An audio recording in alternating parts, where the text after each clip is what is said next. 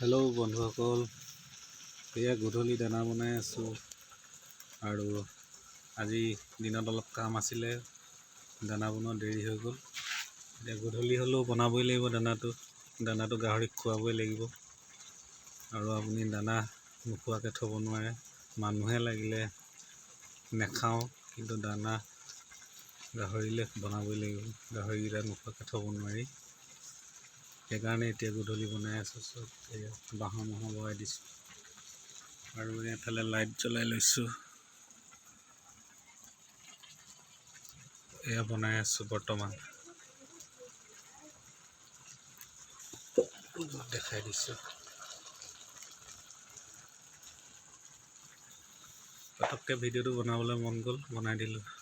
সকলোকে ধন্যবাদ জনাইছোঁ। নমস্কাৰ।